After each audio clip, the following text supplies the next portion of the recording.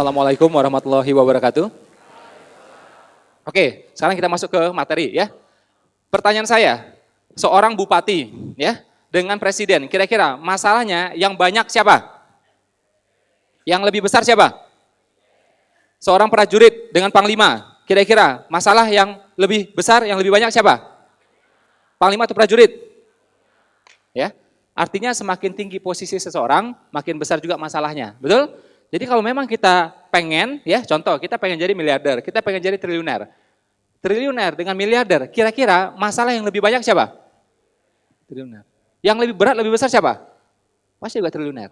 Oke? Jadi semakin tinggi otomatis masalah juga seperti itu. Makanya tugas kita adalah apa? Ya, bukan memperkecilnya, ya, tapi memperbesar kapasitas kita. Ya, ini penting banget ya. Kita bukan memperkecil masalahnya, tapi memperbesar kapasitas. Karena masalahnya pasti makin besar. Wali kota dan gubernur banyak lebih besar gitu ya, lebih berat gitu ya. Nah, termasuk juga menteri, presiden dan seterusnya. Ya, jadi selama 2 jam ke depan saya membantu Bapak Ibu di sini, teman-teman di sini untuk apa? Diperbesar kapasitasnya. Sehingga masalah itu mengecil. Masalah 10 juta itu mengecil ya. Walaupun muncul tagihan 1 M itu mengecil. Bayangkan seperti Pak Khairul Tanjung. Ya. Kira-kira 1 triliun bagi dia kecil nggak? Kecil. Kapasitas dia sudah puluhan triliun. Jadi 1 triliun kecil. Kalau kita tagihan aja udah pusing, betul? Orang Indonesia itu sama teror nggak takut, sama badai nggak takut, ya. Tagihan baru takut, ya. Nah, jadi cicilan tagihan itu lebih menakutkan bagi orang Indonesia, ya. Teroris aja disamperin kok, ya. Nah, itu orang Indonesia, oke? Nah, begitu kapasitas kita membesar, ya, makanya yang lain itu jadinya kecil aja. Tagihan segitu kecil, ya. Cicilan segitu kecil, masalah ini itu kecil aja dah. Biasa semuanya. Karena kapasitas kita sudah membesar. Makanya kita minta sama Allah itu agar apa? Kita tuh dimampukan, ya, punya kapasitas untuk itu, ya. Kita lihat. Nah, ini yang saya bantu ya selama 2 jam ke depan ya teman-teman di sini. Saya berusaha memperbesar inner capacity teman-teman di sini, ya. Kapasitas apanya? Impiannya, amalnya, doanya, ya, termasuk ilmunya. Ilmu apa? Ilmu bisnis, ilmu investasi, ilmu pencapaian target dan semuanya. Sehingga masalah di luar, ya, cicilan, tagihan, ya, termasuk masalah-masalah yang muncul yang lain itu mengecil dengan sendirinya. Jadi bisa jadi dia tidak mengecil, tapi karena kapasitas kita yang sudah membesar. Sama kayak kita lihat tugas ya atau PR dari adik kita ya atau ponakan kita, anak kita, betul? Soal 4 tambah 7, 7 tambah 8, kan enteng banget, betul? Ya, masalahnya itu aja tuh. Tapi karena kapasitas kita sudah besar, lihat itu ya enteng banget. Ya. Nah, ini yang akan menjadi materi saya selama kurang lebih 2 jam ke depan. Siap? Oke, kita lihat yang pertama. Jadi ternyata kita itu harus punya target yang besar, impian yang besar. Target yang apa? Impian yang besar. Begitu kita punya target yang besar, impian yang besar, itu menyehatkan. Bahkan bisa memperkecil resiko meninggal dunia. Ini penelitian ya, menurut jurnal psikologi, penelitian terhadap 6.000 responden selama 14 tahun. Jadi nggak main-main. Jadi kalau Anda tidak setuju, silahkan bikin penelitian lebih lama. Ya, nanti kita ketemu 14 tahun kemudian ya. Nah, bikin penelitian lebih lama, lebih kuat. Nih orang kita kadang-kadang sok ngeyel. Masih posnya nggak setuju dengan penelitian itu. Siapa yang nanya persetujuanmu? Ya. Penelitian itu kita tidak bisa bantah. Kita hanya bisa bantah kalau apa? Kita punya penelitian yang lebih kuat. Hanya itu. Ya, jadi penelitian terimalah. Kalau nggak setuju, bikin penelitian lebih kuat. Hanya itu. Hadis, oh saya nggak setuju masih hadis ini. Gundulmu saya bilang. Hadis nggak bisa setuju atau nggak setuju. Kalau Anda tidak setuju, cari hadis yang lebih kuat. Hanya itu. Kalau nggak Anda terima, nggak ada yang lain. Ya, kita tidak punya kapasitas untuk menolak gitu. Ya, bilang setuju nggak bisa. Bahkan kalau Anda pernah kuliah S2, ya siapa yang pernah kuliah S2? Ada yang S2 atau S3 gitu? Ada? Coba angkat tangan. Yang kuliah S2, coba angkat tangan. Nah, ya. Nah, orang S2 itu tahu ya, bahkan orang S2 pun, master sekalipun itu tidak boleh punya pendapat. Dia hanya boleh mengutip pendapat orang yang S3. Oke? Nah, jadi dia, oh saya nggak setuju, nggak bisa seperti itu. Itu udah. Apalagi kita yang ini, yang nggak jelas S-nya, betul? Ya. Paling S6 aja, Samsung gitu ya. Nah, jadi target yang besar itu memperkecil resiko meninggal dunia. Kalau Muslim itu mesti punya impian yang besar. Kaya, kalau nggak kaya raya, cuma itu aja. Oke? Sebenarnya siapa aja, bukan hanya Muslim ya. Ada yang non-Muslim di sini ada? Teman-teman yang lain ada? Selain Muslim ada? Kalau ada saya mau kasih hadiah. Ada? Mungkin diajak temannya atau apa gitu. Atau Muslim semua? Oke, yang Muslim coba angkat tangan, yang Muslim coba angkat tangan. Oke, yang non-Muslim coba angkat tangan. Oke, yang nggak jelas agamanya ada? Oke. Ya, kalau ada nggak apa-apa ya, kalau ada malah saya kasih hadiah gitu ya. Yang muslim jangan tiba-tiba angkat tangan juga gitu ya, nah biar dapat hadiah gitu, jangan. Jadi muslim itu punya, ya harus punya impian untuk kaya atau kaya raya. Ya, haji, umroh, akikah, kurban, zakat, sedekah, wakaf itu perlu uang semuanya. Orang miskin bisa meramaikan masjid, tapi orang miskin sulit untuk membangun masjidnya. Orang miskin bisa jadi santri, tapi sulit untuk membangun pesantrennya. Orang miskin masih bisa umroh, tapi sulit untuk mengumrohkan orang lain. Kalau kaya, dia bisa lakukan dua-duanya. Meramaikan masjid bisa, bangun masjid juga bisa. Oke? Jadi santri bisa, bikin pesantren juga bisa. Ya, hafal Quran bisa, bikin rumah tahfiz juga bisa. Umroh bisa, mengumrohkan juga bisa. Bikin travel umroh juga bisa. Itu bedanya kaya.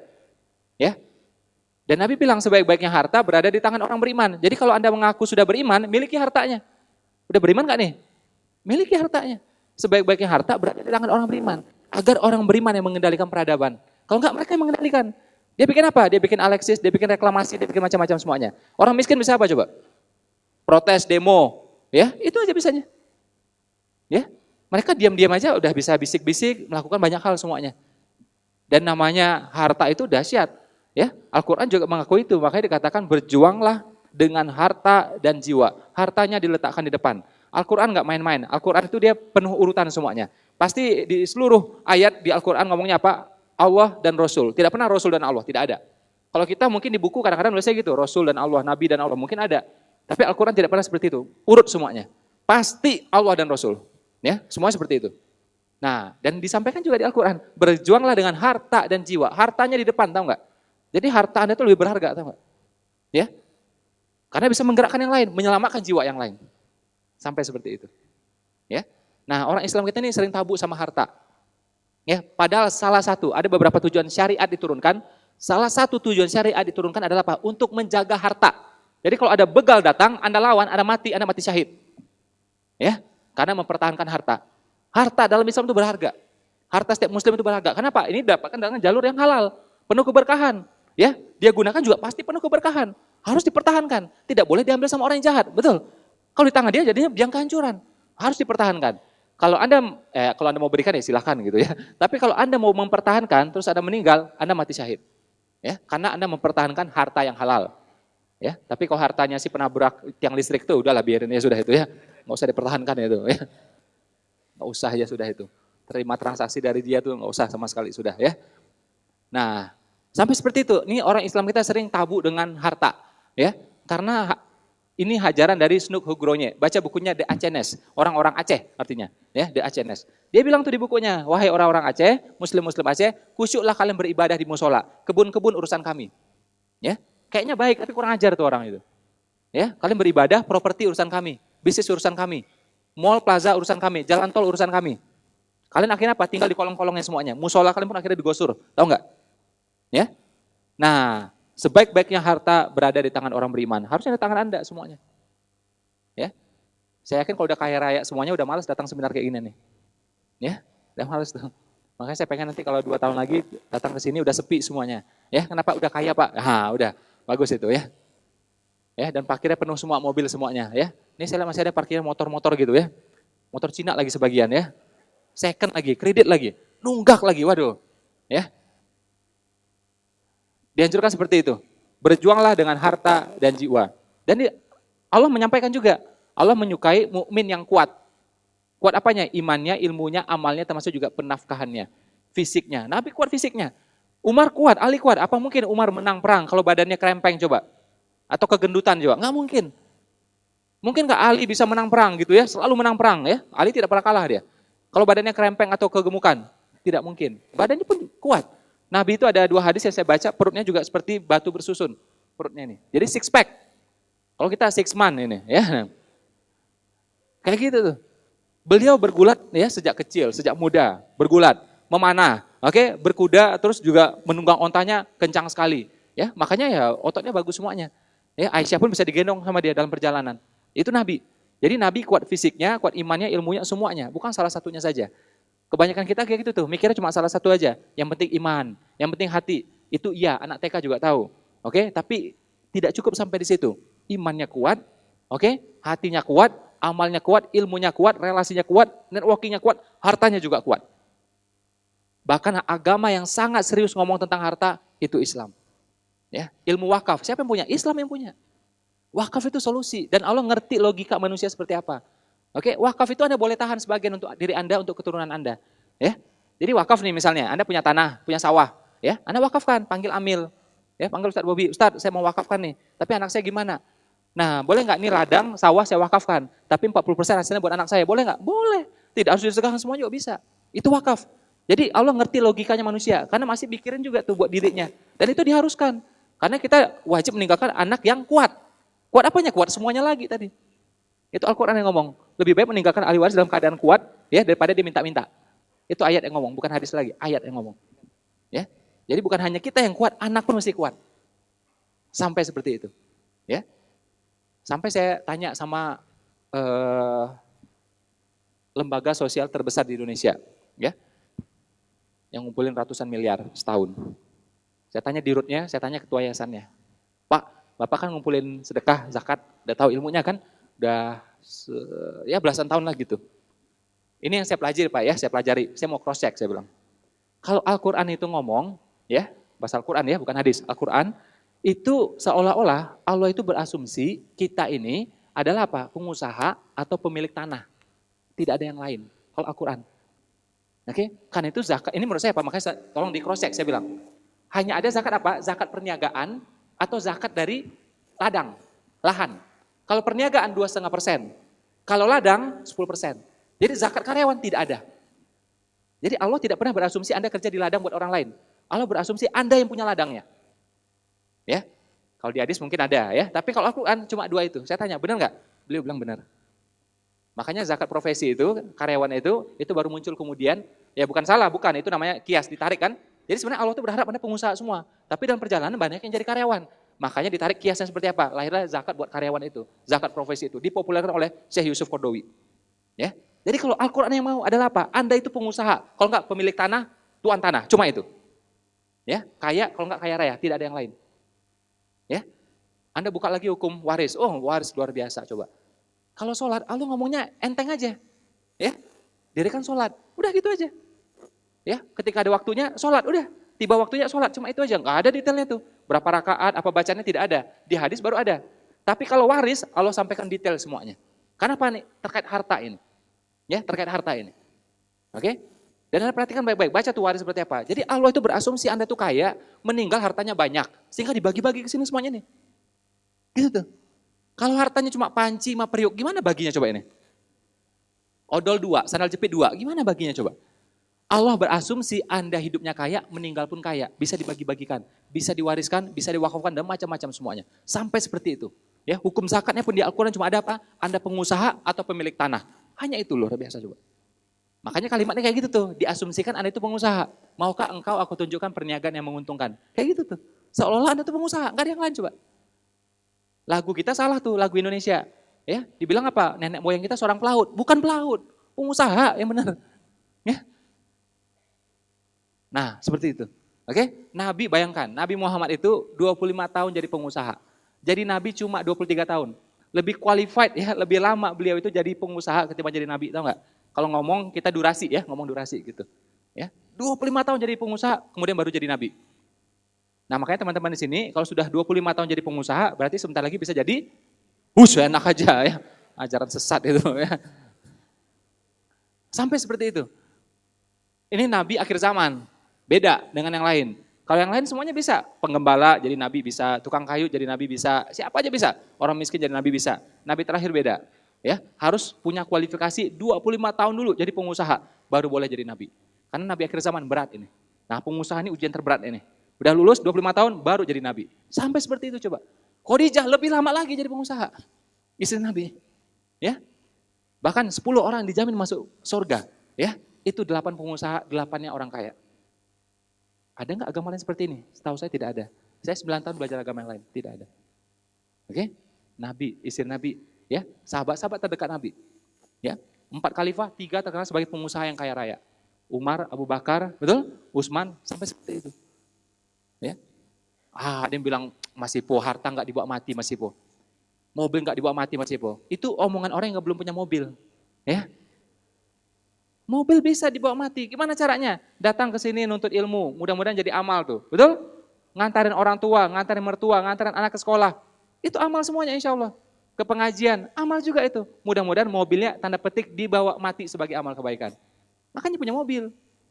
Ya, yang bilang nggak bisa tuh nggak punya mobil soalnya.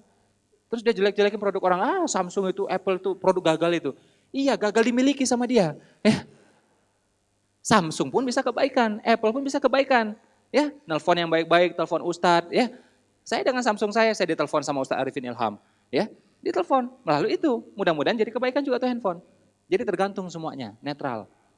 Oke? Bahkan saya bilang, hampir semuanya di muka bumi ini bisa dibeli pakai uang. Ya, hampir semuanya. Sebutin lah, apa yang enggak coba? Oh, enggak bisa Mas Ibu. Cinta enggak bisa Mas Ibu, cinta enggak bisa. Oh, kata dia. Karena ditolak terus ya soalnya, ya. Saya bilang, cinta ditolak, sedekah bertindak. Betul? Sedekah lagi, lama-lama diterima juga. Atau diganti dengan yang lebih baik, kan gitu. Bisa, siapa bilang gak bisa coba? Oh, alam kubur gak bisa Mas Ipo, itu beda. Udah beda tuh, udah duniawi, udah lewat semuanya. Alam kubur beda, gak bisa dibeli pakai uang. Saya bilang bisa. Kubur katanya sempit, katanya gelap. Bisa gak diterangin? Pakai duit, bisa gak? Dilapangin, pakai duit, bisa gak? Bisa. Ya, bukan taruh uangnya di sana, ya. Mumpung ada umurnya, mumpung ada uangnya, bangun masjid, bangun mushola, bangun pesantren, oke? Rumah sakit sosial, sekolah sosial, klinik sosial, ada panti asuhan, pesantren, udah uangnya sebagian ke sana. Mudah-mudahan nanti terang di sini, lapang di sini, betul? Mau ketemu dengan Nabi, beli tiketnya sekarang, bisa nggak pakai duit? Bisa. Muliakan anak yatim, betul? Muliakan orang-orang yang hafal Al-Quran, mudah-mudahan nanti bisa ketemu sama Nabi dekat seperti ini. Oke, jadi siapa bilang nggak bisa? Jadi tiket ketemu Nabi pun, VIP pun bisa. Jangan tiket ketemu Ipo, ketemu bisa saya bilang. Ya, ketemu Ipo mah gampang, datang aja ketemu kok, ya. Ketemu Nabi yang katanya sulit pun masih bisa dibeli di dunia ini. Ya, jadi harta itu hampir-hampir bisa beli semuanya. Hampir-hampir. Ya, saya tidak mengatakan semuanya, hampir-hampir semuanya. Ya. Umur bisa nggak umur? Bisa nggak? Bisa. Banyak juga dalil menceritakan bagaimana orang habis sedekah yang ekstrim umurnya dipanjangkan. Bisa coba. Di zaman Nabi Ibrahim ada, di zaman Nabi Muhammad juga ada. Ya, jadi malaikat maut mau datang nggak jadi datang. Ya, karena angkanya cocok. Nggak jadi datang dia. Ya, dia cari orang lain. Mau datang lagi, kasih lagi, nggak jadi datang dia. Ya, nah. Jadi ternyata malaikat maut pun bisa diatur pakai uang ternyata. Ya, yang penting angkanya cocok. Ya. Ini beneran ya, nanti tanya sama ustaz-ustaz kalau menurut saya. Di zaman Nabi Ibrahim, ya, dia punya sahabat. Terus malaikat bilang sama Nabi Ibrahim, wahai Ibrahim, karena engkau kekasih Allah, aku kasih tahu, temanmu bakal meninggal muda. Ya. Nah, Nabi Ibrahim diam. Dia rahasiakan. Ya, jadi harusnya besok meninggal tuh. Ternyata besok nggak meninggal. Setahun kemudian nggak meninggal. 2 tahun, 3 tahun nggak meninggal. Dia tanya tuh malaikat, ini gimana ceritanya? Katanya sehari meninggal, besok meninggal. Ini nggak meninggal sekian tahun.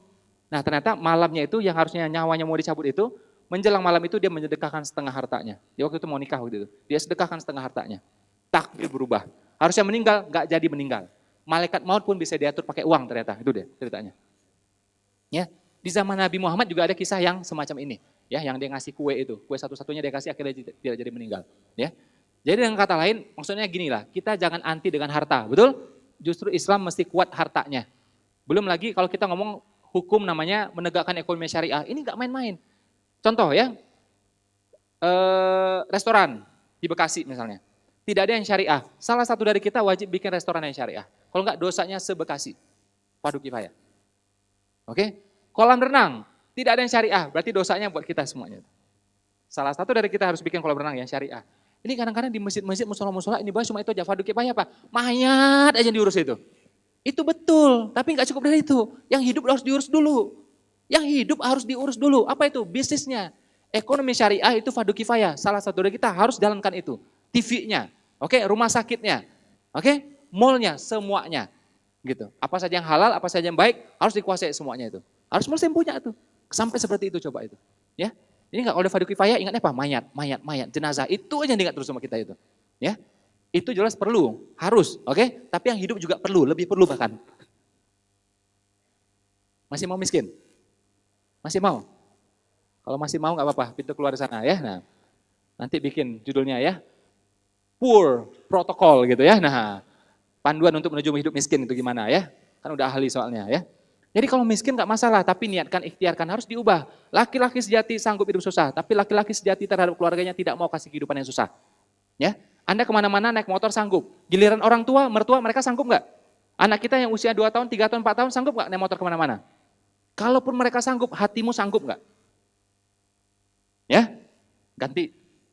Gak usah tersinggung, diganti aja gitu loh. Ya, ini tersinggung, nggak perlu tersinggung, diganti aja udah. Ya, saya bantu aminkan. Ya, itu kendaraan. Ya, kalau Nabi kendaraannya apa? Nabi itu kendaraannya onta al-kaswa, onta terbaik. Jadi kalau zaman sekarang tuh minimal tuh kayak Pajero gitu ya, CR-V gitu. Nggak main tuh mobil-mobil yang nama-nama hewan itu nggak main itu. Ya, kan ada tuh yang nama-nama hewan gitu ya. Nah, kancil, kuda, kijang, macam-macam semuanya ya. Kalau cari hewan juga, cari yang keren gitu loh. Jaguar, masih keren. Ya, Anda pergi ke mall metropolitan ya, atau ke mall yang lain, MM atau yang lainnya, atau ke Pondok Indah, kemanapun lah Anda pergi ya. Ini kayak gini nih, ibu-ibu nih, rata-rata berjilbab semua. Pergi ke mall, berjilbab, turun dari mobilnya pakai Jaguar, ya. Di depannya ada gantungin tasbih, ya. Turun, kelihatan ibu-ibu berjilbab. Orang lain ngeliat, kira-kira Islam kelihatan keren nggak? Keren. Gak usah pakai ayat, gak usah pakai hadis, kelihatan keren langsung. Oke? Tapi Anda pergi ke sana, ya, turun dari motor Cina tuh, second lagi, bisa mogok lagi, diengkol nggak hidup, oke? Kelihatan Islamnya, kelihatan Muslimnya, kurang bagus. Kayanya kita, suksesnya kita itu menjadi syiar bagi yang lain. Kenapa anak muda kita melihat Amerika semuanya? Gaya jalannya, gaya nyanyinya, semuanya. Berpakaiannya, betul semuanya. Karena Pak, mereka dianggap sukses. Jadi sukses itu syiar. Gak perlu banyak omong, orang akan ikut sama kita. Oke? Jadi kalau pengen Islam ini diikuti, Anda sukseslah.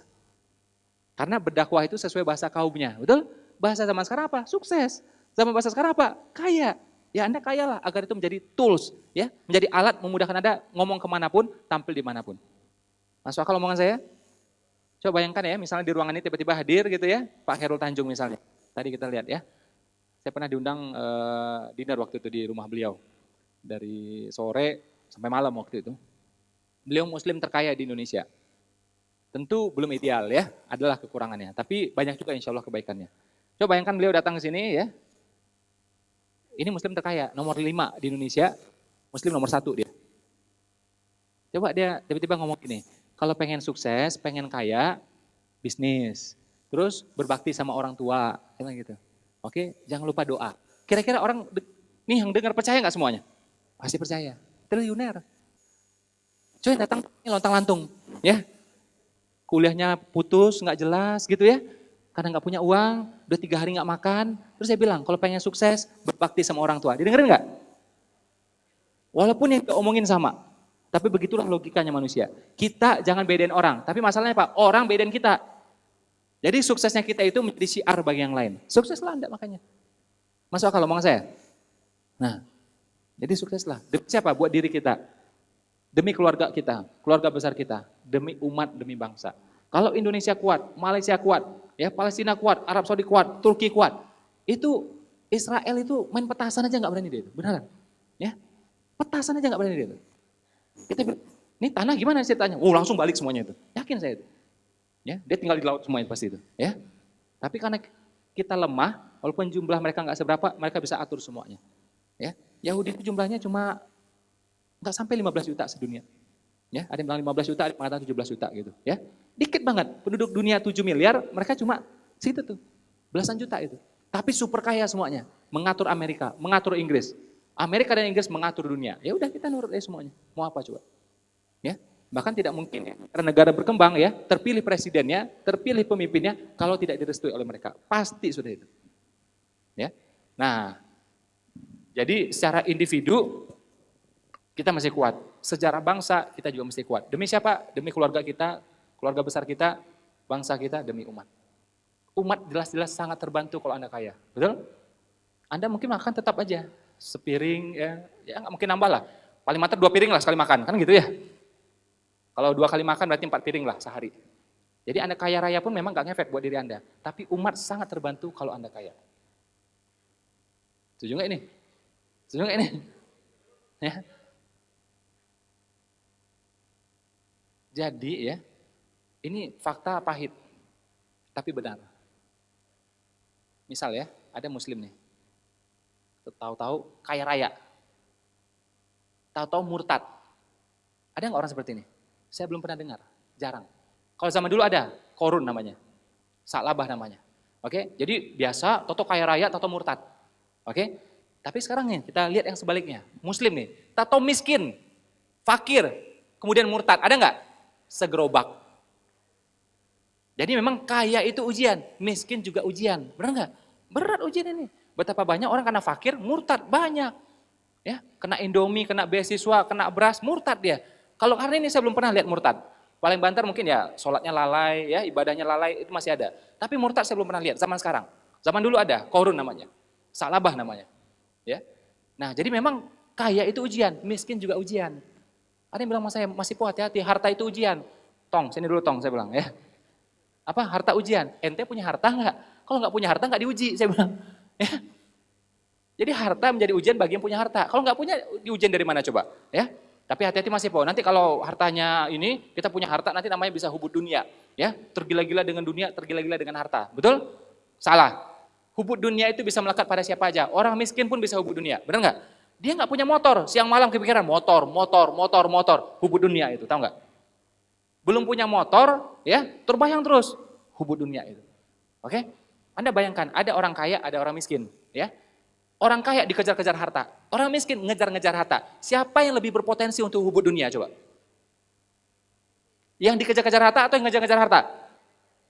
Dia udah diam aja di rumah, udah tenang-tenang. Harta yang nyari dia, bisnis udah jalan di mana-mana. Ya, jadi yang kemungkinan hatinya, ya waktunya tersita untuk harta yang ini nih bisa jadi kemungkinan besar.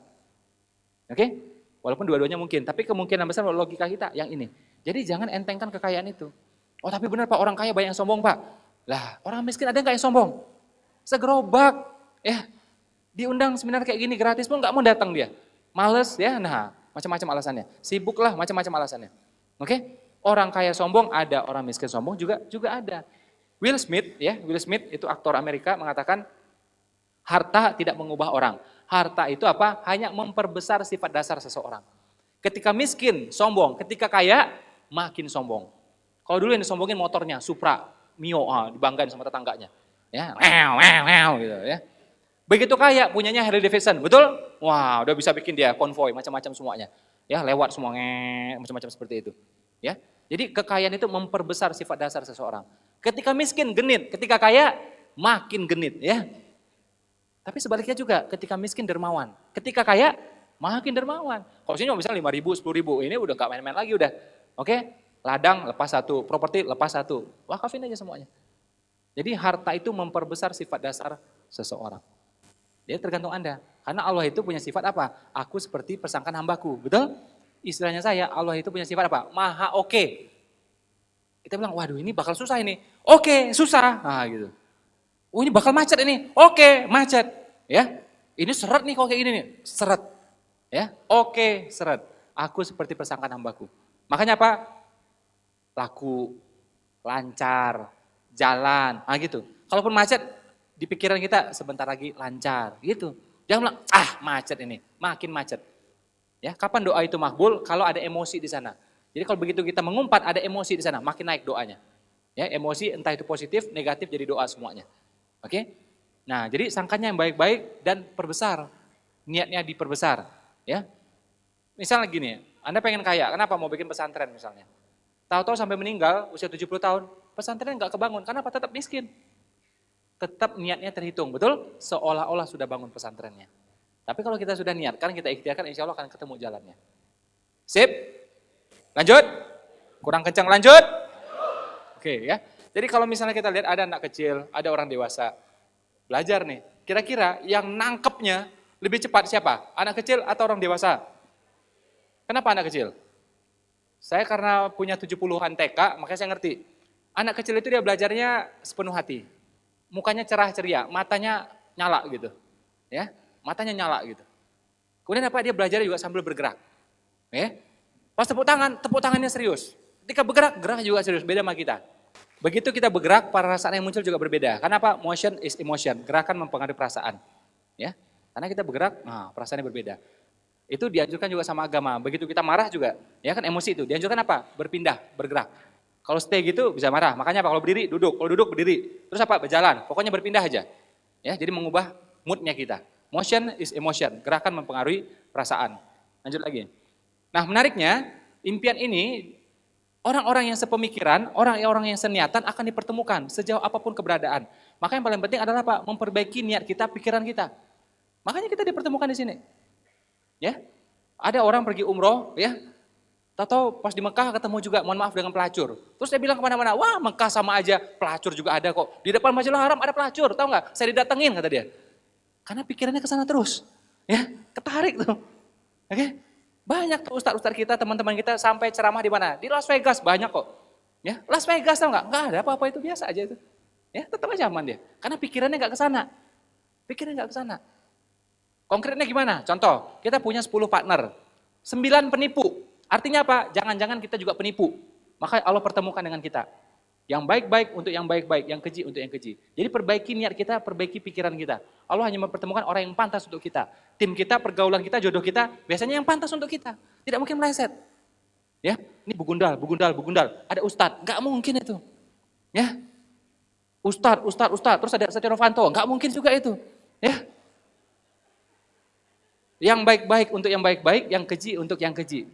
Biasanya seperti itu kemungkinan besar. Nah, kalau 10 kali kita berpartner, satu penipu, nah itu namanya ujian. Itu wajar. Satu penipu, satu culas gitu ya, nah itu namanya ujian. Tapi biasanya semuanya adalah cerminan dari diri kita. Jadi orang-orang yang sepemikiran ini, dia akan dipertemukan sejauh apapun keberadaan. Entah dia di Sulawesi, Kalimantan, ketarik, dia saling ketemu semuanya. Contohnya kita sekarang ini. Ya, semakin banyak orang di luar sana, kenapa hanya kita yang bertemu di sini? Ya. Oke, sekarang saya mau tanya. Siapa yang di sini ya, yang suka nonton sinetron? Coba, siapa yang tahu?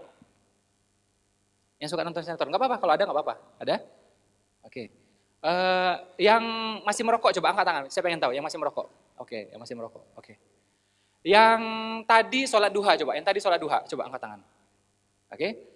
Yang tadi tahajud, coba. Yang tadi tahajud, coba. Oke. Lihat ya polanya. Saya enggak ngerokok. Oke, tim saya juga tidak merokok. Ustadz Bobi juga tidak merokok. Saya tidak mengatakan rokok itu haram atau apa enggak. Tapi lihat aja ya, di antara semua tadi yang merokok cuma 2 orang di sini. Yang angkat tangan. Allah hanya mempertemukan orang yang pantas untuk kita. Apakah ada larangannya? Hanya orang yang tidak merokok yang boleh ikut seminar? Enggak ada. Semuanya boleh datang kok. Ya. Perokok tidak boleh ikut seminar? Tidak ada juga kok. Saya punya 70 partner di TK, ya, hanya 1 yang merokok. Enggak ada juga syarat. Ya. Kalau mau bermitra sama saya, tidak boleh merokok. Tidak ada syaratnya. Ya. Karena saya duha, tadi lihat, rata-rata juga duha. Ya, 40% tadi duha juga. Karena saya tahajud, teman-teman juga tadi sekitar 30% juga tahajud juga. Allah hanya kasih orang yang pantas untuk kita. Jadi yang paling penting adalah apa? Perbaiki diri kita. Kita akan ketemu ya. Jadi kalau kita 8, Allah kasih orang 8. Nilai kita 9, kita dapat juga yang 9. Nah, nilai yang 4 itu buat ujian dalam kehidupan. Biasanya seperti itu. Sip? Nah, saya tunjukkan caranya bagaimana impian itu lebih cepat tercapai. Boleh? Ya, ini rumusnya jarang-jarang ditampilkan ya. Di buku saya juga tidak ada, di Telegram saya juga tidak ada, hanya di sini saya sampaikan. Ya, nggak usah dicatat, insya Allah pasti ingat, tenang aja ya. Jadi kalau belajar itu tenang, relax, akan masuk semuanya. Ya, makanya training tuh ISQ 3 hari nggak pakai catat semuanya. Saya juga sama, training saya nggak usah pakai catat semuanya. Penting tenang, relax, masuk semuanya. Ya, makanya semua kitab suci pertama kali turun tidak pernah dituliskan, hanya diperdengarkan, masuk semuanya. Ya, penting tenang aja, tenang, relax, masuk, insya Allah. Ya. Jadi ada 5 poin. Yang pertama, pastikan secara spiritual beres. Artinya apa? Allah ridho dengan impian kita itu. Kenapa mau mobil itu? Keren ya Allah. Nah, itu nggak ada Allahnya di situ. Ya, harus ada tuh. Kita bisa pertanggungjawabkan. Kita bisa argumen sama Allah. Kenapa aku harus punya mobil seperti itu? Ya. Nah, kemudian masif, libatkan orang banyak. Kayak Ustadz Bobi membangun pesantrennya, nah, dia libatkan orang banyak. Cepat tercapainya. Saya bangun kampus Umar Usman, ya, itu nggak sampai setahun berdiri kampusnya. Sekarang udah tahun kelima tuh. Kenapa bisa cepat? Saya libatkan semuanya, alumni seminar, pembaca buku saya libatkan. Ya, sekarang saya bangun 6 sekolah ya di pelosok-pelosok Indonesia. Ya, dalam waktu 1 tahun 6 sekolah, sekarang menuju 7 sekolah. Nah, karena melibatkan orang banyak. Bisnis juga sama. Kalau buka cabang sendiri kelamaan. Melalui apa? Reseller, betul? Distributorship, betul? Melalui keagenan, affiliate, dropship. Nah, libatkan orang banyak. Bagi-bagi rezekinya, bagi-bagi kesempatannya. Ya, masif, libatkan orang banyak. Kemudian apa? Sensitif. Pastikan 4 panca indera merasakan. Jadi kalau pengen mobil itu, pastikan memang kita coba tuh mobil. Saran saya bukan sekedar coba. Kalau coba nggak berasa. Tapi coba yang lebih tinggi lagi, apa itu? Anda sewa tuh mobil. Ya, coba sewa sebulan. Pengen Mercy Pak, ya udah sewa Mercy. Ya, tapi mahal ya Pak, sebulan 25 juta. Berarti Anda belum pantas punya. Ya, turun dulu. Xenia second misalnya, udah sewa 3 hari, ya, coba lagi 7 hari, usahakan sebulan. Kenapa? Udah nurut aja, nggak usah bantah. Ya, itu caranya. Agar apa? 4 panca indera merasakan. Anda dengar, Anda sentuh, Anda hirup, ya, semuanya. Jadi Anda mesti rasakan. Contoh, mohon maaf ya, Anda naik motor kemana-mana biasanya. Naik motor, kan belum pernah bagaimana naik mobil, betul? Cobain tuh mobil, Anda parkirin, masuk ke rumah semuanya. Pagi-pagi Anda panasin, pagi-pagi Anda lap. Rasakan, 4 panca indera merasa semuanya. Anda hirup, Anda sentuh, Anda dengar, beda. Supra dengan Xenia, kan beda gitu. Ya, nah bedanya itu mesti Anda rasakan. Karena otak itu ya, kalau pernah Anda mulai, dia bisa meneruskan. Tapi kalau Anda tidak mulai, dia sulit untuk meneruskan. Jadi Anda harus mulai dulu. Ya, makanya orang kalau sudah berumroh gampang berhaji. Karena apa? Dia sudah mulai. Jarang orang lompat haji gitu, jarang. Dia umroh dulu biasanya. Ya, nah, dan orang gampang berumroh apa? Kalau dia sudah manasik, karena sudah mulai, gampang meneruskan. Makanya mulai dulu. Ya, kebanyakan orang nggak punya mental untuk kayak ginian. Rumah juga sama, Anda mau rumah itu, Anda cobain, 4 panca indera mesti merasakan. Nggak bisa rumah itu di seberangnya. Ya, ini beberapa tim saya cobain kayak ini, alhamdulillah banyak yang berhasil. Ya, saya pengen Mas Ipo, rumahnya kayak Mas Ipo gitu, ya, kompleksnya itu. Ya sudah, dia ngontrak ke situ. Akhirnya dapat yang kurang lebih seperti itu. Ya, saya juga seperti itu cara dulu waktu tahun 2011. Ya, waktu saya merantau pertama kali di Jakarta. Akhirnya dapat beneran juga. Caranya ini. Ya, ini nggak ada disampaikan di mana-mana, hanya di sini saya sampaikan, ya, di seminar yang kayak gini. Di buku tidak ada, di WA saya juga ada, tidak ada, di Telegram juga tidak ada. Ya, kemudian apa? Progresif, bertahap. Sekarang mohon maaf, kita naik angkot kemana-mana, naik kereta kemana-mana, naik mobil, naik motor kemana-mana, belum punya mobil. Bertahap dulu, jangan langsung BMW. Otak itu ngelawan dia, bahkan ngetawain. Makan Indomie, BMW coba, ngetawain dia. Ya, jadi kalau misalnya sekarang kita masih naik motor, naik kereta gitu ya, nah mobil dulu misalnya, apa? Jazz, second, nggak apa-apa, itu aja dulu, sampai punya gitu. Nanti sudah tercapai Jazz, baru naik lagi, paham ya? Naik lagi nggak masalah. CR-V, CR-V baru misalnya, oke. Setelah itu baru naik lagi, Land Cruiser misalnya, seperti itu. Impian boleh besar, mencapainya bertahap. Anda baru tamat kerja, baru tamat kuliah gitu misalnya, terus kerja, ya. Jadi apa? Ya staff dulu, kan gitu. Jangan baru ngelamar kerja, direktur. Diusir kita ya. Pergi kau, pulang kau itu. Staff dulu. Tapi impian tetap besar, pengen jadi direktur, silakan. 2 tahun lagi, manajer targetnya. Atau meleset jadi supervisor, ya masih oke lah. Oke? Nah, target lagi 2 tahun lagi, manajer. Seperti itu. Impian boleh besar, mencapainya bertahap. Kalau nggak ngawang-ngawang ntar. Ya, kalau nggak ngawang-ngawang. Sama ya, kita punya anak, punya ponakan. Ya, misalnya apa, dia masih SD. Tentu apa yang kita visualkan ke dia? Tentu SMP-nya, kan gitu ya. Kamu kuliah setinggi mungkin, kamu sekolah setinggi mungkin, ya. Tapi yang kita tunjukin ke dia, brosur yang tunjukin ke dia apa? Ya SMP lah. Ya, kamu nanti S2 di sini, di bidang apa? Engineering. Mumet dia ya. Baru SD kelas 2 masih gini-gini dia ya. Enggak ketelan sama otaknya. Oke? Nah, itu namanya progresif ya. Impian boleh besar, mencapainya bertahap, progres, ada progresnya. Jadi otak itu suka dengan progres dia. Tapi kalau lompatan itu rata-rata otak tidak suka. Ya, dan dia menolak biasanya. Karena dia merasa belum pantas ke sana, macam-macam lah. Ya. Nah, kemudian apalagi proaktif. Ya. Nah, ini penting banget ya. Ini sebenarnya salah satu kaidah fikih yang saya ambil. Saya belajar sama guru saya udah 2 tahun lebih ya. Salah satu kaidah fikih adalah apa? Ini bagus banget menurut saya adalah apa? Sebuah kebaikan kalau belum bisa dilakukan semuanya, jangan ditinggalkan semuanya. Lakukan apa yang bisa. Bikin pesantren, bikin. Tapi uangnya nggak ada Mas Ipo. Ya, modalnya 600 juta, 200 juta gitu ya. Uangnya belum ada, kesempatannya belum ada. Oke, apa yang bisa? Membiayai santri 1 orang, 2 orang masih bisa? Masih bisa. Idealnya kalau di rumah kita misalnya, nggak kuat Mas Ipo, nggak sabar ya. Anak aku sendiri aja nggak sabar, apalagi anak orang. Nah ya udah, biar pesantren yang ngurus, kita nggak usah ngurus misalnya. Ya, jadi jangan ditinggalkan semuanya, lakukan apa yang bisa. Idealnya bikin panti asuhan, belum bisa, apa yang bisa? Biayai anak yatimnya. Miskin juga misalnya, nggak mampu Mas Ipo, beneran nggak mampu ini. Ya sudah, minimal pas bulan Muharram, betul? Muliakan anak yatim. Jadi lakukan apa yang bisa, jangan ditinggalkan semuanya. Usaha gimana? Sama aja. Mau buka restoran Mas Ipo, ya udah buka aja. Nggak ada uangnya Mas Ipo, nggak ada modalnya, nggak ada ilmunya. Ya sudah, buka warung dulu, tapi belum bisa ya Mas Eko, beneran nggak ada nih uangnya. Ilmunya juga belum ada. Ya sudah, buka stand dulu 1 meter misalnya. Masa nggak bisa juga?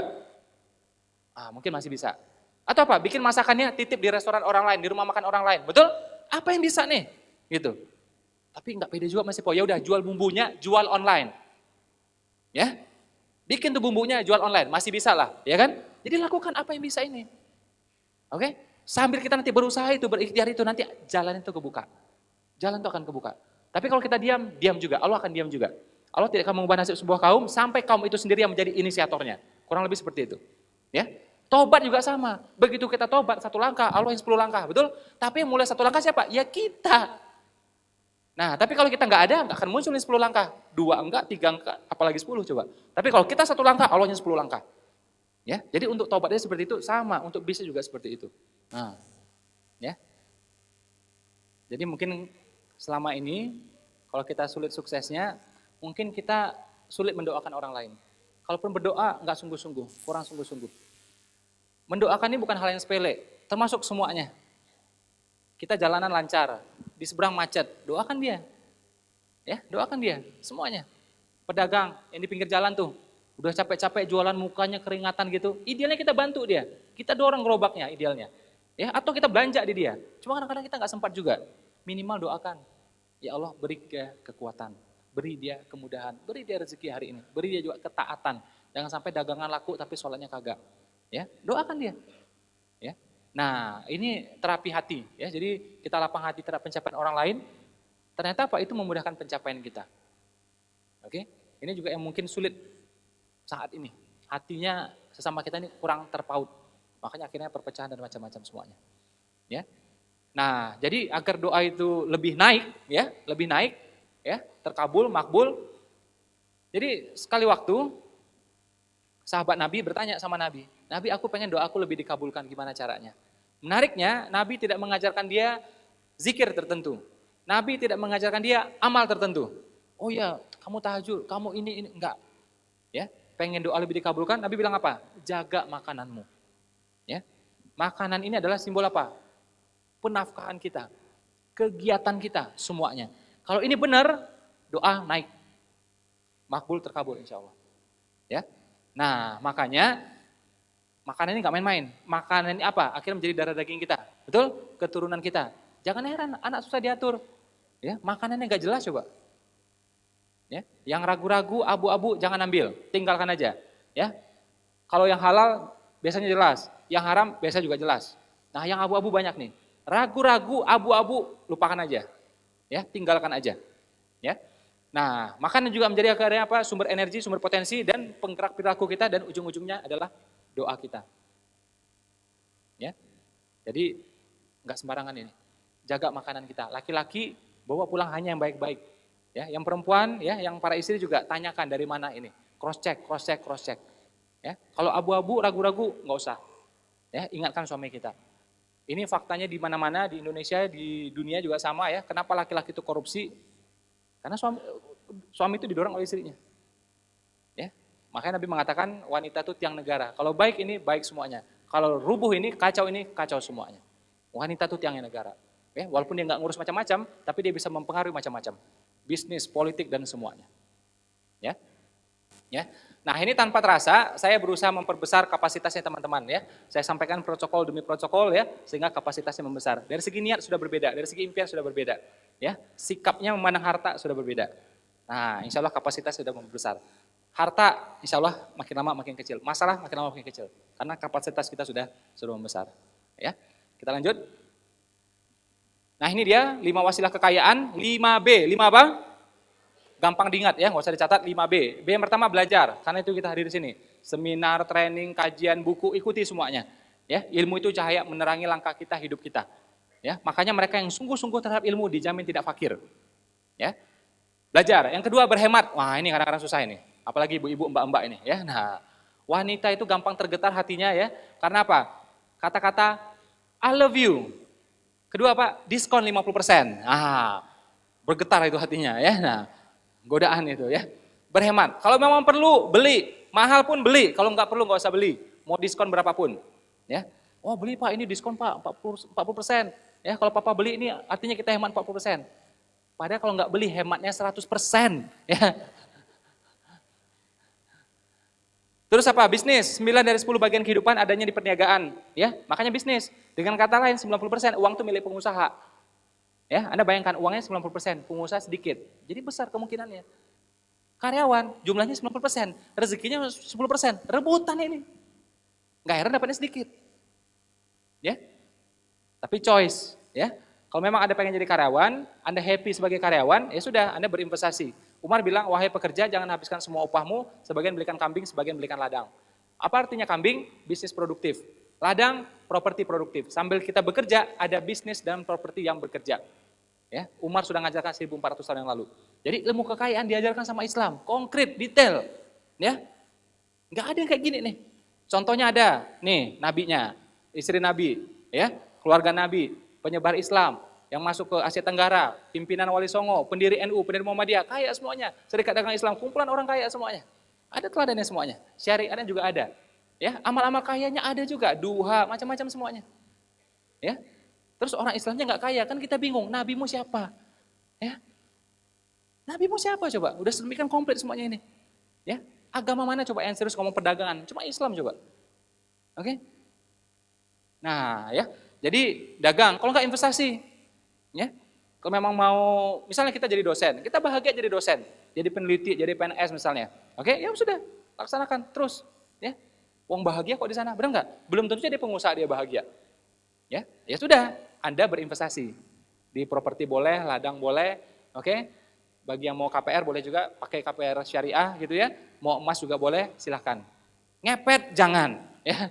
Bukan apa-apa, kasihan babinya gitu loh, ya. Nah, udah jadi babi dikepetin lagi, ya. Nah, tapi babinya beda Pak, ini babinya udah syariah Pak. Nggak ada itu kalau babi mah, ya nggak bisa. Mau sunat atau gimana pun tetap aja nggak bisa itu ya babinya. Berinvestasi ya, kalau nggak bisnis, investasi, jelas. Jadi mesti bergerak di mana uang itu berada. Melalui apa? Bisnis dan investasi, tidak ada cara lain. Oke? Yang terakhir adalah berbagi. Apa? Berbagi. 5B ini. Ya, coba lihat saya, jangan lihat layar, lihat saya. B pertama apa tadi? Belajar. Kedua, hemat. 3, 4, 5, udah. 2 tahun Anda praktek, kelihatan hasilnya. Ya, Anda langgar hukum ini, insya Allah melarat, saya bilang. Boros, ya, dagang nggak mau, investasi nggak mau, ya. Belajar ogah, insya Allah makin melarat. Coba aja kalau nggak percaya. Kayaknya udah banyak yang coba nih selama ini ya. Nah, ya. Jadi kalau pengen keluar dari itu, lakukan 5 ini. Sip? Lanjut? Oke, kita lihat. Ya, ini salah satu poin penting ya hari ini. Ya, saya sampaikan cuma jadi bisnis sebagai jalan hidup, ya, pilihan hidup. Saya sampaikan tentang ini aja ya, 3A dan 3K ya. Jadi kalau kita muslim, bisnis itu harus mengarah pada 3A. 3 apa? Jadi bisnis sebagai jalan hidup ya, way of life, ada yang namanya 3A, ada yang namanya 3K ya. Kalau Anda muslim, ya benar-benar muslim, bisnis itu harus mengarah pada 3A ini. Kalau enggak Anda rugi. Ya, Anda rugi. Ya, you lost, you lose. Loss artinya apa? Salah jalan, tersesat. Atau apa? Lose, ya kalah, ya rugi. Capek-capek ya dapatnya cuma itu aja. Rupiah aja gitu. Ya. Harus mengarah pada 3A. 3 apa? 3A. Yang pertama adalah apa? Allah dan Rasul. Harus mengarahnya ke sana semuanya. Allah dan Rasul. Kedua adalah apa? Harus menyamankan anak dan keluarga. Ya. Bahkan ustadz-ustadz pun juga sekarang saya sering tegur. Ya, ngomongnya umat, anak jarang ketemu. Gak bisa juga saya bilang. Kalau kita buka Al-Quran, dibilang apa? Selamatkan dirimu dan keluargamu. Keluarga itu masuk istri dan anak. Jadi mau selamatin orang lain, selamatkan dulu keluarga. Jangan sampai orang lain dididik, anak nggak dididik, nggak cocok itu. Ya, untuk jemaah, untuk umat punya waktu, untuk keluarga juga harus punya waktu gitu. Ya. Nah, jadi jangan sampai terbengkalai. Ya, apalagi Jakarta, apalagi Bekasi, wah masya Allah. Ya, ini kesini bisa 4 jam ini, luar biasa ini. Ya, saya gitu saya udah tidur, terus bangun, tidur lagi, belum nyampe juga gitu ya, wah dahsyat ini ya. Saya pikir harus cop paspor masuk sini gitu ya. Ternyata masih paspornya Indonesia juga gitu ya. Luar biasa gitu ya. Lain kali bikin itu aja lah, penerbangan aja ya, maskapai gitu ya, landing langsung cepat gitu ya. Jadi gitu ya. A yang pertama apa? Allah dan Rasul, harus mengarah ke sana semuanya. Ya, jangan sampai lepas begitu saja. Sayang banget. Anda pangkatnya apapun, ya bisnisnya apapun, kalau menjauh dari ini sayang banget. Kadang cuma tempelan, bisnis lupa semuanya. Nanti sekali waktu diisi acara kajian. Cuma gitu ya, tempelan ya terus kayak gitu. Mau sampai kapan seperti itu? Ya, Anda kurang lebih umurnya sama kayak saya, usianya mungkin 30-an, 40-an. Umur saya tahun ini 40. Artinya apa? Kalau saya dikasih usia sampai 60 tahun, artinya apa? 2/3 badan saya ini udah masuk tanah, tahu nggak? Ya, suka nggak suka, saya traveling ke sana. Tinggal sepertiga nih, dia tanah udah masuk ke sini nih. Ya, tinggal segini lagi nih. Oke? Nah, jadi sudah sepantasnya ngarah ke sana. Allah dan Rasul. Yang kita kerjakan ini ada nggak ke sana? Kalau nggak sayang, 8 jam habis, 10 jam habis buat PP, ya perjalanan gitu ya. Allahnya nggak ada, Rasulnya nggak ada. Sayang banget. Cuma dapat rupiah-rupiahnya aja, yang lain nggak dapat. Ya, itu karir yang rendah, itu bisnis yang rendah menurut saya. Ya, harus ada Allah dan Rasulnya. Ya, yang kedua apa tadi? Anak dan keluarga. Ya, itu tak ternilai dan memang itu yang diamanahkan ke kita, bukan yang lain. Ini saya ketemu orang macam-macam ya. Kadang sibuk ngurusin umat, ada lagi yang anggota dewan ngurusin rakyat katanya dia. Keluarga terbengkalai. Logika dari mana coba itu? Ya, gak cocok itu. Amankan dulu ini, selamat dulu ini, baru yang lain.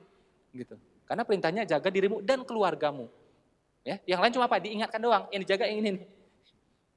Oke? Nah, yang ketiga adalah apa? Amal jariah. Smart Muslim harus berpikir apa tuh amal jariah, amal jariah, amal jariah. Kenapa? Mohon maaf, kalau Anda cuma sholat sunnah misalnya ya, itu bagus. Tapi begitu selesai sholat, selesai pahalanya. Anda puasa sunnah, selesai puasanya, selesai pahalanya. Kalau amal jariah beda. Ya, jadi one day kita sudah membusuk jadi belatung gitu ya, dikerubungi belatung seperti itu. Oke? Tapi amalnya masih kerja keras untuk dia. Itu baru namanya smart Muslim, beruntung itu. Ya, kenapa? Dia bikinin sumur, dia bikinin jembatan, ya, dia bangun pesantren, dia bangun rumah tahfiz, dia muliakan anak yatim, panti asuhan yang susah, dia bantu, ya. Para penghafal Al-Qur'an, dia bantu. Ah, ini amalnya kerja keras untuk dia. Coba Anda perhatikan ya. Kenapa itu ya? Begitu jenazah itu meninggal, seseorang itu meninggal gitu ya. Jenazah ini Anda kata bisa bangkit lagi, amal pertama yang pengen dia lakukan apa? Semua sepakat sedekah itu. Aneh kan? Kenapa enggak tahajud? Kenapa enggak umroh coba? Andai kata aku bisa bangkit lagi, aku akan umroh. Ada nggak kayak gitu? Enggak ada hadisnya. Aku tahajud, enggak juga. Padahal tahajud amalan semua nabi. Ya. Kalau kita sunnah, bagi nabi wajib semua itu, tahajud itu. Ya, dan tahajud sudah ada sejak zaman dulu. Sejak zaman Nabi Adam sudah ada tahajud. Semua nabi itu tahajud. Ya. Umroh kita udah tahu, Mekah seperti apa. Oke, pahalanya sampai 100.000 kali. Tapi bukan itu. Dianjurkan apa? Sedekah. Kenapa sedekah? Orang jarang tahu nih, kalau kita sedekah itu panennya berkali-kali. Bukan sekali. Ya, kita mungkin anggap sepele, kita kasih nih 50.000 nih, ya. Akhirnya apa? Dia beli pensil, beli pena, beli buku. Bisa sekolah dia. Dia sekolah kita dapat pahalanya. Gara-gara buku itu dia tamat SD, kita dapat pahalanya. Karena dia tamat SD kemudian bisa masuk SMP, kita dapat lagi pahalanya. Terus kuliah, akhirnya dapat kerja. Sekian persen, ya, ada wasilah kita di sana. Ente bisa kerja, wasilah dari aneh. Ada terus itu. Oke, sampai akhirnya dia kerja, dia bisnis, menafkahi keluarganya, kita dapat terus. Terus dari situ akhirnya dia apa? Nyuruh anaknya sholat, nyuruh anaknya ngaji, kita terus dapatnya. Walaupun sekian persen itu, terus gitu. Yang kayaknya remeh-temeh 50.000 atau 100.000 kita kasihkan tiap bulan misalnya. Ya, nah jadi panennya itu berkali-kali, bukan hanya sekali itu aja, terus gitu. Makanya dianjurkan kita ngasih pada orang yang soleh, tujuannya biar itu. Ya, boleh orang jahat kita kasih boleh juga dengan tujuan ya memperbaiki hidupnya dia, ya membeli hidayah buat dia boleh, ya. Tapi ini punya keutamaan tersendiri. Kenapa? Dia bisa mengakumulasikan kebaikan. Itu tujuannya. Ya, Anda kasih uang 1 juta buat ustadz, dia bisa lakukan banyak hal untuk kebaikan. Ya, bisa ini itu dan macam-macam semuanya. Kalau orang biasa ya udah, paling dia buat ganti baju, beli baju cuma itu doang. Ya. Nah, jadi dia berakumulasi itu. Semuanya. Makanya ngasih makan ya, orang bukan puasa para penghafal Quran beda dengan orang biasa pahalanya. Karena begitu dia sehat, dia perutnya oke, tidak haus lagi, dia bisa ngafal lagi. Orang biasa apa dia tidur, udah gitu aja. Beda itu. Ya, jadi sebisa-bisanya kasih orang soleh. Yang lain dibantu, orang soleh kita utamakan. Itu bedanya. Ya. Nah, jadi cari yang amal jariah. Kenapa coba? Saya bangun TK, saya bangun SD, saya bangun kampus. Oke? Sekarang lagi saya bikin juga nih pesantren juga ya. Bikin buku, bikin seminar. Kita mau ngejar nama amal jariahnya ini. Ya. Amat sayang waktu habis 8 jam sehari beraktivitas sibuk-sibuk sampai keringatan, amal jariah nggak dapat. Ya, kerja sekali, dapatnya berkali-kali. Kalau dalam bisnis namanya adalah passive income. Bikin sekali, dapatnya berkali-kali. Ya, kalau dalam agama namanya itu amal jariah. Smart Muslim harus fokus di sini. Kalau berhasil itu lucky, ya, Anda beruntung. Kalau enggak Anda rugi. Ya, apa jaminan sholat Anda diterima coba? Apa jaminan umroh Anda diterima coba? Ya, umrohnya cuma mutar sekali, fotonya banyak, macam-macam semuanya. Oke? Tapi Anda kasih orang, walaupun mungkin kurang ikhlas, manfaatnya jelas buat dia. Ya, mungkin Anda nggak ikhlas juga mungkin ngasihnya. Anak siapa tuh? Udahlah, transfer aja sudah gitu. Ya, Minimal adalah sedekah kita transfer ke dia. Tapi bagi dia manfaatnya jelas. Walaupun Anda kurang ikhlas, manfaatnya tetap full, dapat terus kita. Itu bedanya sedekah dengan amal yang lainnya. Makanya kalau amal yang lain ada rukun-rukunnya macam-macam semuanya. Ya, gerakan harus kayak gini, ya kayak sholat misalnya kan ada gerakannya, bacaannya semuanya. Sholat nggak perlu gerakan apa udah kasih gitu juga boleh. Tekan jempolnya juga boleh gitu, nggak masalah. Ya, nggak harus tumak ninah, nggak perlu. Tenang mau cepat silahkan semuanya. Ya, tidak perlu tumak ninah, tidak perlu bacaan. Lakukan aja semuanya, sah semuanya. Itu bedanya sedekah yang lainnya. Dan dia punya dampak yang namanya itu horizontal ya. Jadi vertikalnya dapat, horizontalnya dapat. Kalau Anda tahajud, vertikalnya dapat, horizontalnya kurang. Kalau Anda puasa sunnah, vertikalnya dapat, horizontalnya kurang. Kalau Anda sedekah, vertikalnya dapat, horizontal juga dapat. Ya. Saya kemarin waktu sholat Jumat ya, wah itu sholat Jumat paling bagus yang pernah saya dengar. Ya, walaupun saya udah lama ikut dia, kemarin itu yang paling bagus yang pernah saya dengar. Minimal salah satu paling bagus. Ya. Kita mungkin sudah tahu ya, tapi pas itu saya diingetin lagi. Al-Quran itu ayatnya ribuan, tapi perhatikan baik-baik. Yang tentang hukum, tentang syariat itu cuma jumlahnya sekitar 500. Tentang akhlak ke manusia ini 1.600. Ya. Dan apa tujuan Nabi turun? Akhlak, betul? Tidak lain, kalimatnya tidak lain, melainkan akhlak. Ya. Jadi ke manusia ini sangat penting, gak main-main. Tobat sama Allah gampang banget, betul? Anda tahajud nangis-nangis selesai itu. Gak mungkin Allah dendam, mungkin gak pernah. Dulu kamu pernah ini, pernah nggak ada gitu. Selesai, tutup buku semuanya. Ke manusia nggak bisa. Kalau dia nggak ridho, nggak selesai sampai kapanpun itu. Kita harus menangkan hati dia itu. Ya, makanya ayat tentang akhlak itu 1.600. Ya, 3 kali lipat banding tentang yang hukum-hukum yang sifatnya sholat dan macam-macam semuanya. Dan begitu sholat, Allah sampaikan apa? Sholat gitu aja. Detailnya melalui hadis. Ya, tapi begitu akhlak sesama manusia, Allah sampaikan detail semuanya. Ya, jangan mengintai. Ya, jangan apalagi kalau ketemu orang tatap wajahnya. Ya, jangan palingkan mukamu. Dan sampai seperti itu tuh. Dalam sholat nggak ada tuh palingkan mukamu ini untuk baca ini assalamualaikum, palingkan lagi, tidak ada itu. Tapi untuk manusia disampaikan detail seperti itu coba, ya ulurkan tanganmu dan semuanya, ya. Nah sedekah itu mainnya yang di situ tuh, kemanusiaannya semuanya itu, ya. Nah jadi memang beda, ya. Cari yang amal jariah, ilmu, oke? Apalagi sedekah, apalagi anak yang disolehkan.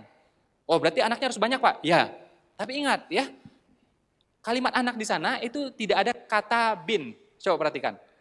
Jadi kan amal jariah 3 tuh. Pertama apa tadi? Sedekah. Apalagi? Ilmu. Kemudian anak. Jadi anak yang disolehkan. Anak siapa aja? Walaupun anak yatim orang, ya kita yang bantu solehkan melalui pembiayaan kita atau kita didik dia, itu pahala buat kita juga.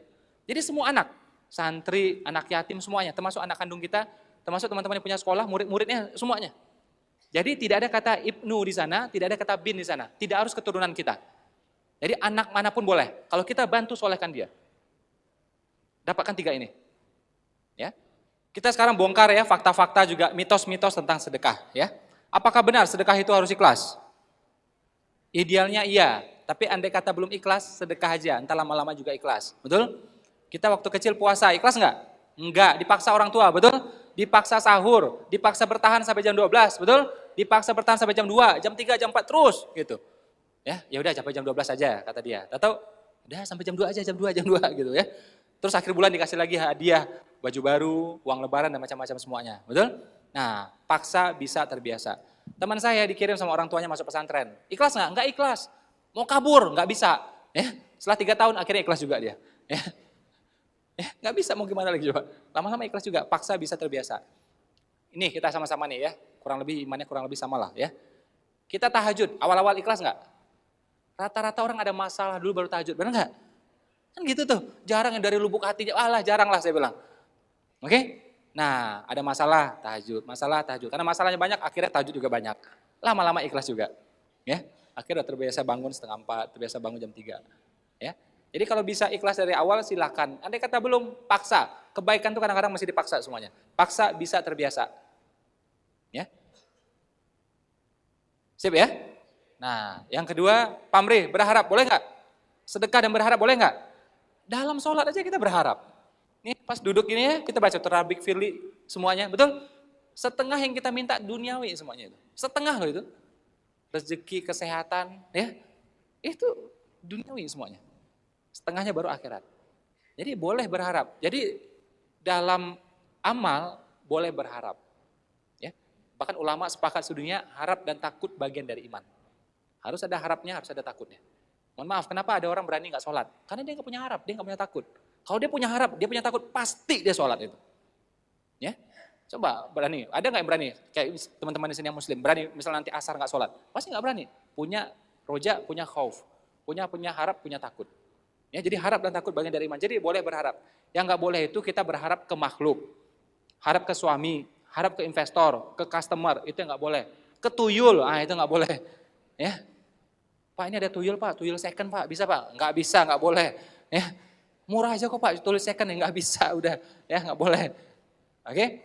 Nah, kalau ke Allah boleh, bahkan itu bagian dari iman, ya. Jadi berharap boleh ya. Bahkan amal itu semua perhatikan baik-baik ya. Semua amal ujung-ujungnya disuruh kita berharap, tanpa disengaja, tanpa kita diajarkan. Contoh, habis dengar azan, terus apa lagi? Suruh doa, berharap. Selesai sholat, berharap. Anda selesai tawaf, jangan langsung sa'i, harap dulu, doa dulu. Selesai sa'i, jangan langsung tahlul, harap dulu, minta dulu. Ya, Anda bayar zakat, doa dulu, harap dulu. Mana yang enggak coba? Anda selesai potong uang kurban, hewan kurban, Anda langsung minta lagi, betul? Dihancurkan, jangan langsung lepas gitu aja. Anda minta, Anda doa. Semua amal. Anda puasa sunnah misalnya, ya atau puasa wajib misalnya. Begitu buka puasa, buka, langsung minta lagi, betul? Langsung harap lagi. Mana yang enggak coba, saya mau tanya. Mana yang enggak coba? Jadi Allah yang mengkondisikan kita gitu terus. Makanya jangan heran kita muncul harapnya. Ya. Dan Allah itu PHP, pemberi harapan pasti. Ya. Nah, jadi boleh berharap. Ya. Sip ya? Ini kalau salah pemaknaan ini akhirnya enggak semuanya tuh. Akhirnya nanti sedekahnya enggak mau, takut berharap katanya. Ya. Nah, terang-terangan boleh enggak? Sedekah diam-diam boleh, terang-terang boleh. Yang enggak boleh apa? Diam-diam enggak sedekah. Itu yang enggak boleh. Amal itu memang ada yang terang-terangan, azan terang-terangan, sholat berjamaah terang-terangan, zakat terang-terangan, kurban terang-terangan, akikah terang-terangan. Ya. Enggak boleh tuh akikah, kurban diam-diam gitu, potong kambing di kamar berdua gitu. Ngapain coba sama kambing berdua di kamar? Ya, terang-terangan semuanya. Ya, potong sapi terang-terangan. Bahkan nikah juga wajib terang-terangan. Ya, ada wali, ada yang menikahkan, ada saksi 2 orang, terang-terangan. Ya, setelah ini selesai, ini kan rukun nih. Setelah selesai disunahkan ngasih tahu orang banyak, walimah namanya. Ya, jadi amal itu semua terang-terangan. Gak ada masalah kok. Nah, sedekah kalau zakat kan harus terang-terangan. Kalau sedekah punya 2 metode, diam-diam boleh, terang-terang boleh. Yang penting niat terjaga itu aja. Ya, jadi sedekah diam-diam boleh, sedekah terang-terang boleh. Yang nggak boleh apa? Nah, diam-diam nggak sedekah itu aja. Kotaknya lewat dia pura-pura zikir gitu ya. Nah, ada tuh. Ya. Ada lagi tuh, ada acara, ya. Orang pada sedekah, dia nggak sedekah. Kenapa? Takut pamer, takut riak, nggak jadi sedekah. Beramal karena orang lain itu riak. Tidak jadi beramal karena orang lain itu juga riak, tahu nggak? Ya. Jadi Anda tidak jadi beramal nih karena orang lain, ya sama riak itu. Ya, nggak enak mau sholat, nanti ini katanya kayak orang soleh, ya udah akhirnya nggak sholat. Nah itu, tidak jadi beramal karena orang lain. Ya, jadi beramal karena orang lain itu riak, tidak jadi beramal karena orang lain sama itu riak dan itu lebih parah. Amalnya nggak ada. Ya, nah terakhir berapa persen idealnya sedekah kita? Berapa persen? 2,5 itu zakat, woi. Ini mu'alaf atau apa nih? Nggak paham ini ya. Saran saya, pengen berubah nggak nih nasibnya? Pengen berubah nggak? Rutin tiap bulan 20%. Karena orang rata-rata 2,5 sampai 10. Anda mau jadi orang rata-rata? Saran saya lebihkan. Anda 20%. Jadi kalau gaji misalnya 10 juta, sedekahnya berapa? 2 juta. Kalau gaji 20 juta, profit 20 juta, berarti sedekahnya berapa? 4 juta. Kalau misalnya profit misalnya tiap bulan 137 juta, berarti sedekahnya berapa? Nah, nggak bisa jawab kan? Karena belum pernah kan? Nah, makanya lama jawabnya. Ya. Intinya 20%. Apa aja yang kita dapetin, ya? Entah itu gaji, entah itu profit, ya, entah itu uang arisan, uang sewa, apa aja, potong 20%. Anggap aja saya bilangnya tanda petik pajak hidup lah, saya bilang. Ya, pajak hidup. Ya, udah dikasih hidup, dikasih akal, dikasih kesehatan, ya, dikasih kesempatan macam-macam semuanya, bisa ikut seminar, bisa nonton film, bisa dengerin lagu, itu nikmat yang luar biasa semuanya. Udah dipajakin aja udah 20% sudah itu. Ya, walaupun pajaknya tanda petik lah gitu. Ya. Karena apapun yang Anda nikmati itu Anda mesti bayar pajaknya semua. Enggak ada yang enggak coba. Apa yang enggak coba? Makanan, bioskop semua ada pajaknya coba. Dan itu manfaatnya belum tentu jelas. Nikmat dari Allah pasti jelas, oksigen jelas, semuanya jelas. Oke? Jadi minimal 20%. Kalau para sahabat rata-rata 33%. Umar 50%, ya. Abu Bakar 99%. Ya. Nah, kita belum Abu Bakar, belum Abu Rizal, ya. Masih Abu Gosok kan ya. Udahlah 20% saya bilang, ya. Tentu lebih banyak lebih baik, ya. Jadi tiap bulan berapa persen? Rutinkan 20%, ya. Rutinkan 20%. Lebih banyak tentu lebih baik. Pertanyaan terakhir, pengen perubahannya cepat atau lambat? Cepat atau lambat? Kalau pengen perubahannya cepat, ya, sesekali mesti lakukan sedekah yang ekstrim. Yang apa? Yang belum pernah dicoba, dicoba. Sampai jantungnya degup-degup, bibir goyang-goyang, mata berkaca-kaca. Itu ekstrim itu. Ya, misalnya cincin, kalung, handphone, ya, laptop, desktop, motor, mobil, rumah, pokoknya yang rasanya berat bagi kita. Mungkin karena rasa sayangnya atau mungkin karena harganya. Kalau wanita biasa karena rasanya. Wah, ini cincin pernikahan gitu, padahal harganya murah. Wong suaminya miskin dulu ya. Ya kan, pasti cincinnya murah. Ya. Tapi karena rasa sayangnya, berat rasanya. Oke? Atau mungkin karena harganya. Wah, ini Pak, belinya Pak 20 gaji Pak. 20 bulan gaji ini loh Pak. Nah, karena harganya. Ya. Itulah namanya kurban beneran. Nah. Ya, itu nanti ya insya Allah perubahan nasib juga ekstrim. Ya. Kalau sedekah yang biasa, lama tuh. Lama perubahannya gitu ya. Atau rugi. Terus lagi. Naik lagi. Lama banget lah. Kalau pengen perubahan nasibnya ekstrim, lakukan juga yang ekstrim. Yakin? Berapa persen yakinnya? Apa? 2,5%? Ngajak berantem ini orang ini. Yakin itu mesti 100%, betul? Agar bergerak semuanya akan bekerja semuanya. Amal, doa, impian, harapan, action, ya, itu mesti 100%. Baru bekerja semuanya. Ya. Assalamualaikum. Bersama Saling Sapa TV.